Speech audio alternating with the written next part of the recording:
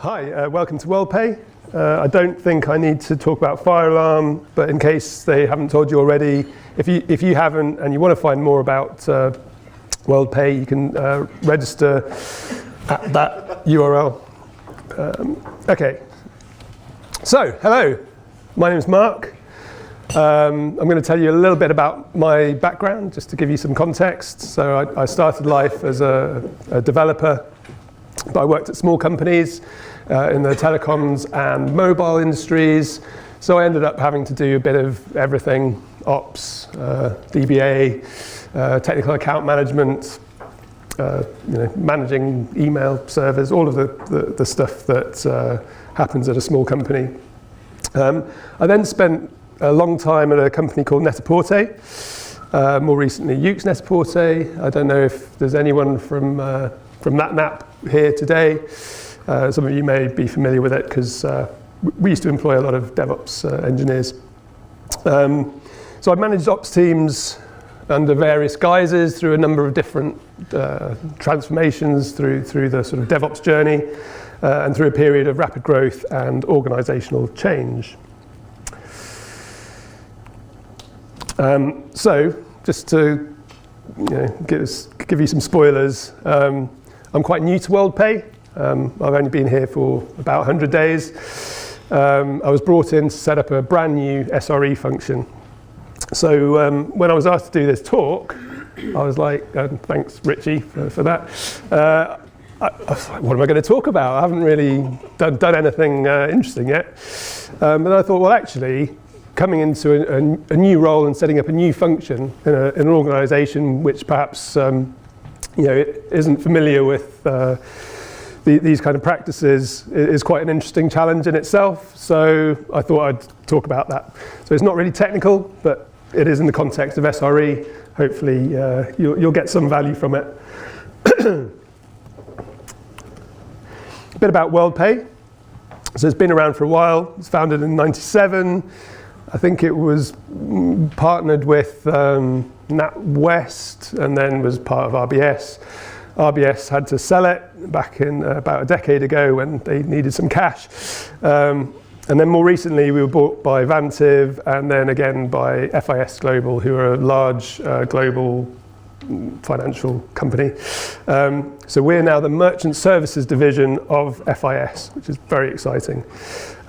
Basically, we provide online and point of sale payment services and some other alternate payments that I haven't found out about yet, but I'm sure these guys can fill you in. So just to give you an idea of the scale, we service over 1 million merchants, process more than 40 billion transactions annually, support 300 payment types and operate across 146 countries and 126 currencies.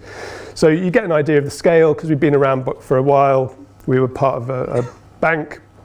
The numbers are quite serious, which means obviously reliability is absolutely key. But also having been around for a while, perhaps there's some, as you can imagine, a lot of legacy tech which got us to where we are, but perhaps isn't serving the business as well as more modern solutions.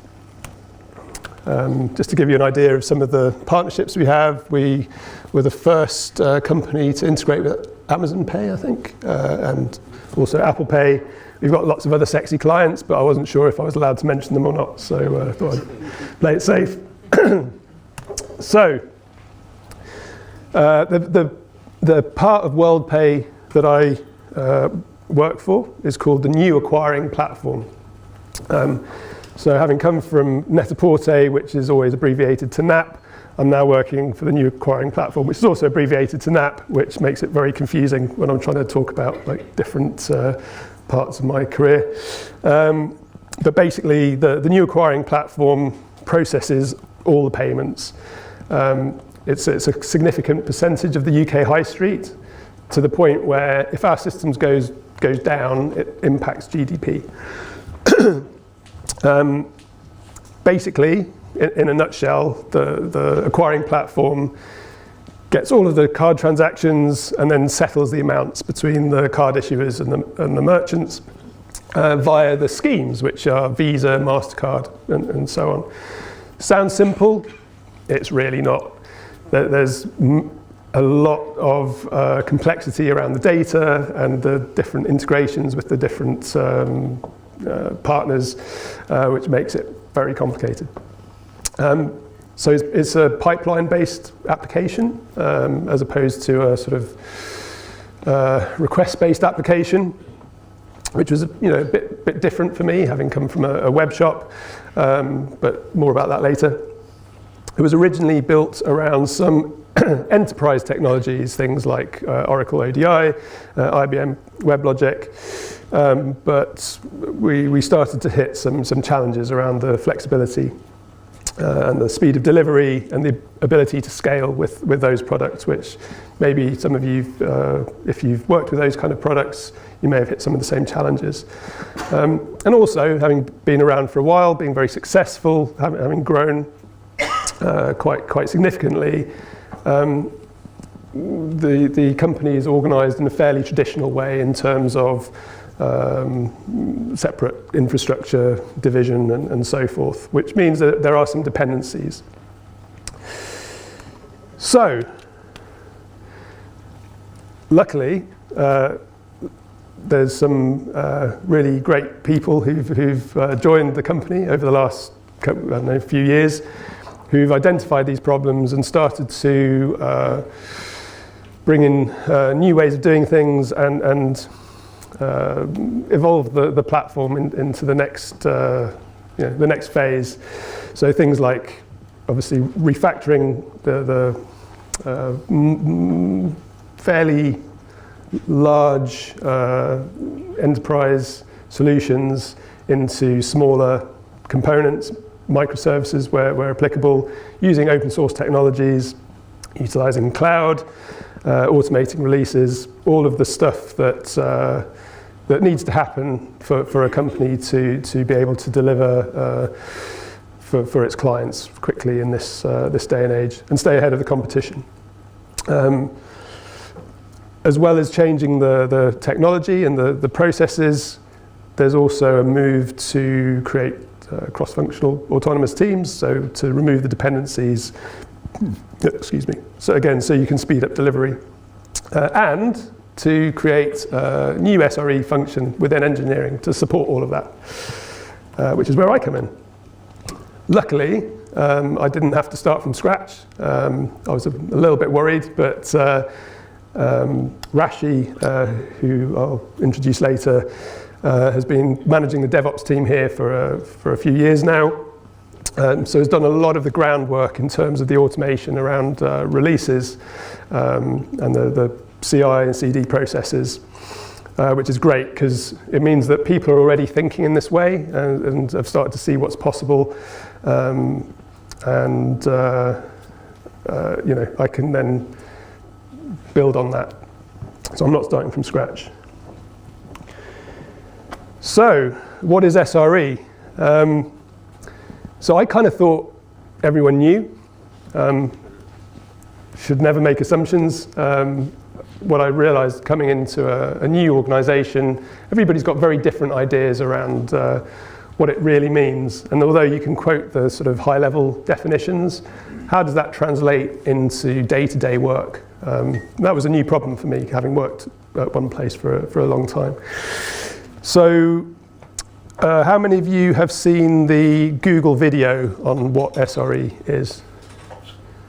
Okay, not that many. How many of you have read the books from Google about what SRE is? A few more of you. Okay, so for those of you that haven't, the idea is that SRE isn't exactly different from DevOps, but it's a set of practices and a way of working which helps to implement good DevOps practices. If you haven't read those books, I really strongly recommend that you do. Even if you're not working in the ops space, anybody working in tech will benefit from reading those books. They give you a really good insight into the experience at Google. So what does that really mean in detail? So there's lots of things that come out of those books. Some of the key things is, whereas DevOps is a bit of a fluffy term, and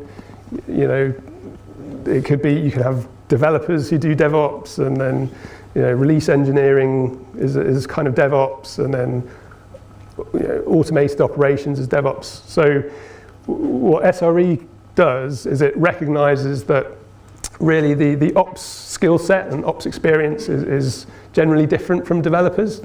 Obviously, we all love to have cross-functional engineers who can do everything, but in general, people focus on one area, and that's where their expertise is. And SRE recognizes that. However, at the same time, the key tenet is to reduce silos, and you do that through shared ownership. So rather than one team owning the code, the developers, and the ops team owning the production systems, both teams work together owning the complete solution and agreeing how it should work in production and supporting each other. That's really key. Another key principle from the Google book is the concept of SLOs and SLIs. So for those of you who aren't familiar with those acronyms, rather than SLAs, which tends to be a legal agreement that you might have with your customer around your quality of service, an SLO is an objective that you agree across all of the various players, so ops, development, and the business, in terms of what tells you that your systems are running well, and what's the threshold where if things aren't running well, you need to stop and do something about it. SLIs it stands for service level indicator, so those are the actual metrics that you would agree on, which then feed into your SLOs. So, obviously we all know it's useful to see how your systems are running, but actually thinking around how you how you measure the health and the reliability of your service, it's not always obvious. And actually going through that process, as well as bringing the different teams together, having that common idea of what good looks like is really important and really useful.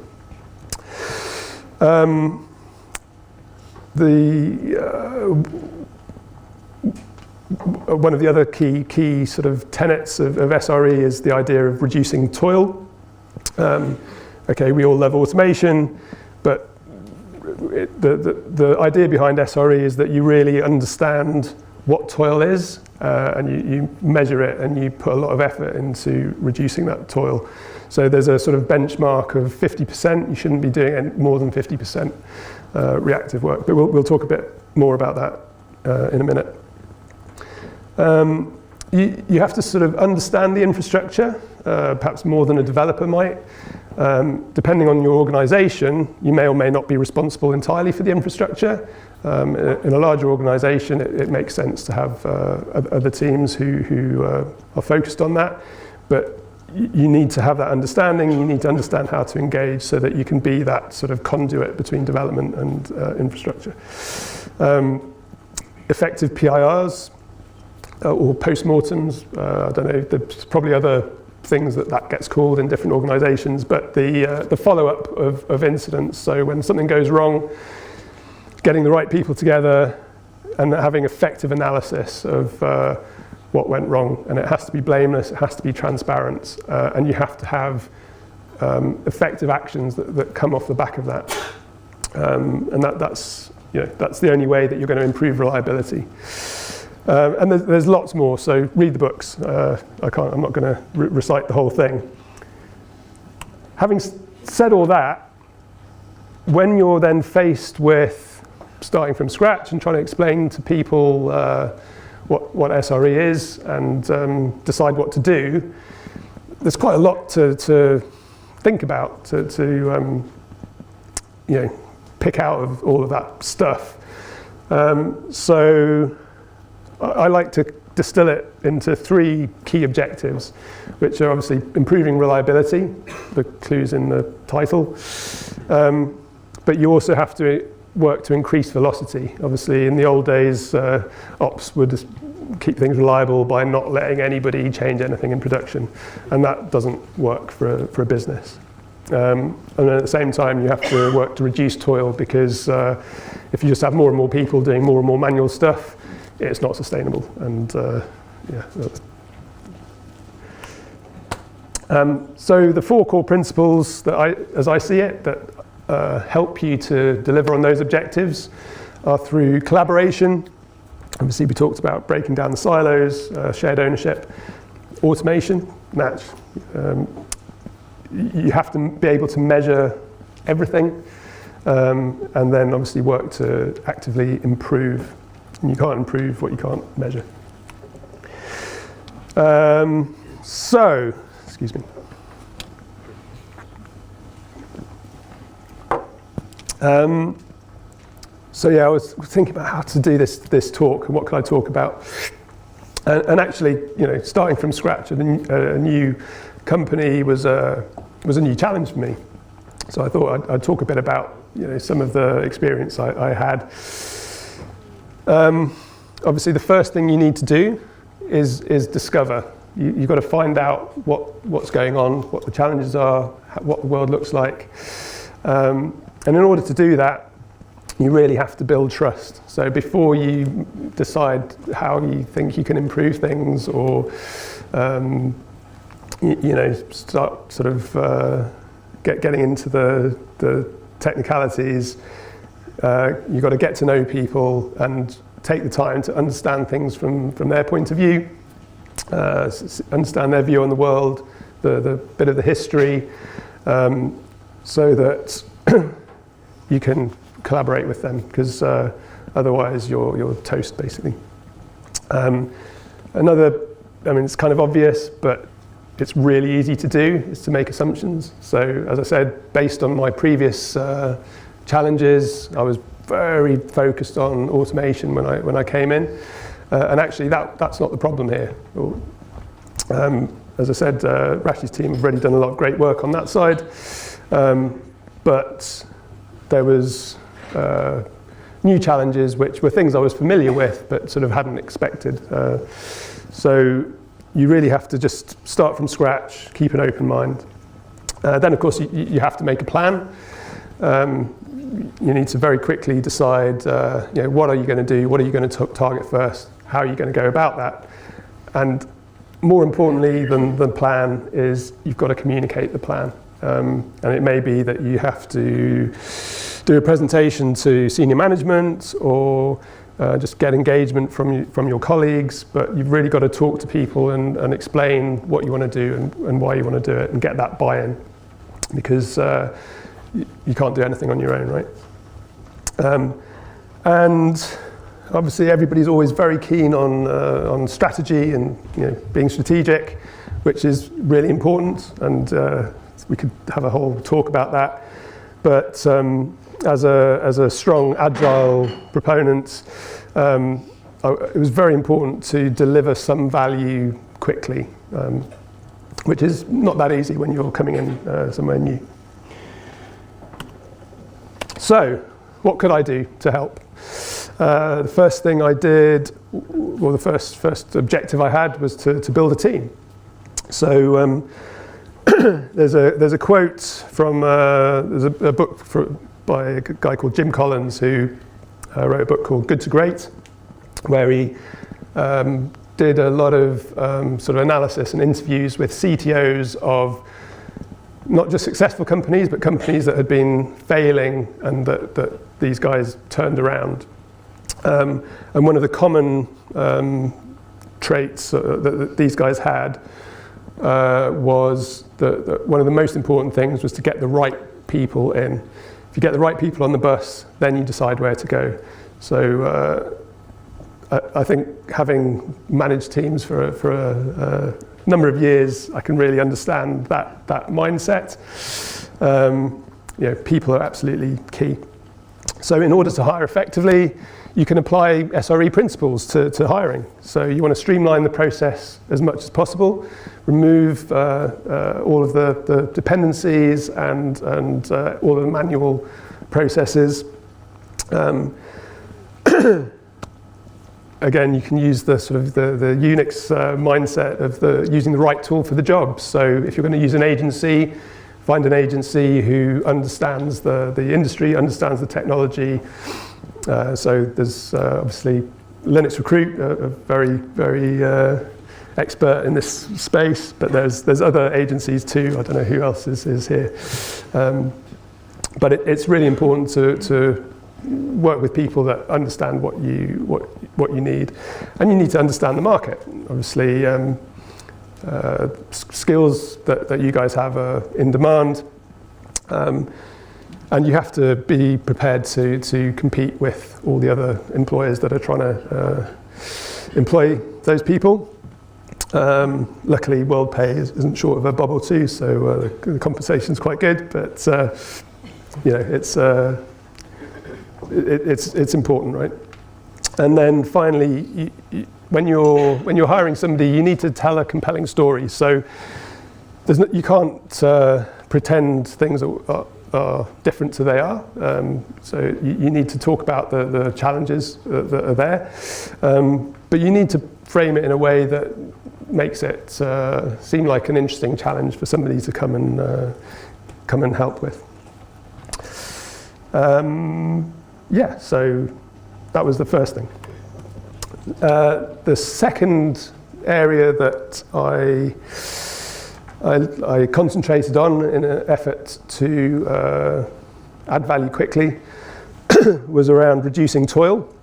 So actually at Worldpay, we have a separate support function that does, it runs the systems in production, does a lot of, absorbs some of the manual processes, and you know, stays up overnight to deal with things when they go wrong, which is great. It's a bit of a luxury, but it can mean that you get a bit of a disconnect between the developers and how their software is running in production, right? So the manual tasks build up, and then you can get into an overload situation.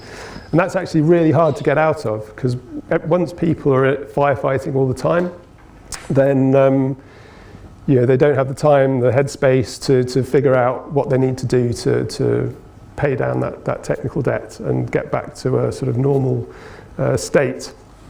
So the first thing to do is identify that that's a problem, and you need to communicate it to everybody, that it needs to be a top level initiative to face into it and tackle it. And one of the first things you need to do is be able to measure that, measure the toil, measure the incidents, and make it visible. So as soon as everybody can see exactly how much manual work is being done, it's much easier then to have the conversations around what you prioritize to pay down that tech debt. Once you made it visible, you need to get the different actors to collaborate to figure out how to fix this stuff or how to automate it. And what often happens is everybody's very busy, they're working in their own world, and while everybody wants to achieve the same things, they perhaps don't really understand the other guy's view of the world. So actively facilitating that communication between the different teams and supporting that collaboration is you know, something you need to do as a manager. And actually by doing that, it really helped to start fixing the problems. But it's not a one-off, right? You need to put the processes in place to make sure that things don't get back to that state. So, and once you put that process in place, you need to keep reviewing it to make sure that it's working. And then finally, well, not finally, but the last of the sort of 3 key areas that I attempted to tackle in my first 100 days was around monitoring. So monitoring is kind of one of my, I'm loath to say passion, but it's something that I really care about. You know, I've seen what difference it makes. I've worked in ops, I've worked in support, so I know the difference that good monitoring makes. There's I can't remember who said it, but there's a famous business quote that you can't manage what you can't measure, and that's really true. We talked a little bit about SLIs and SLOs. So what was interesting here is that being a pipeline application, actually the way that you measure the health of the platform and the reliability is quite different to, like, if you're running a website. So you're running a website, you want to know that, you know, how many people got errors, how quickly the page loaded, is it down? Whereas for a data pipeline platform, there's other things you need to think about, like the freshness of the data. So did stuff get handled in a timely fashion? The correctness. So, you know, if the data was transformed, was, you know, enough of the outcome correct? And coverage. Did enough of the data get processed? So that was a bit of a different mindset, but it was quite interesting, and we were able to quite quickly set up some dashboards which really helped to see, you know, where the bottlenecks were. Another thing to think about is when you're monitoring a system, really the metrics are the most important thing. The monitoring here previously was sort of event-based, so something would happen, it would fire off an alert, which is fine, but perhaps then you don't have all of the context. So I'd say if you're thinking about monitoring, focus on the metrics first. Alerts may be one outcome of that. In order to quickly improve the monitoring, the challenge I was faced with is there's a number of different approaches, and being new, I didn't really know which one was going to come to fruition first. So I tried all three. And that is to leverage the existing tools and perhaps get them working a bit better, be a bit more self-service. Pay somebody else for your monitoring. So there's companies like Datadog, which you can very easily get a lot of value, but you've got to pay for it. Or obviously build your own. There's a lot of well-known open source monitoring tools that you can implement yourself. Whereas perhaps, you know, normally you might not want to take on the additional maintenance overhead of building your own. Actually, here it was quite a useful way to build something quickly, but also to find out more around the existing processes, the infrastructure, this kind of thing. Okay, so I think I'm over time slightly, so sorry about that. Just wanted to introduce some other key people who you may have met already. We've got Rashi, who's the head of DevOps in NAP, Rich, who's head of development or head of NAP services, and Hardeep, our recruitment partner, and Eamon's there as well. Sorry, Eamon, I didn't get a photo. But, so if you haven't already said hi, go and say hi to them, ask them questions. We are hiring. If you want to find out more, you can email that email. That's it.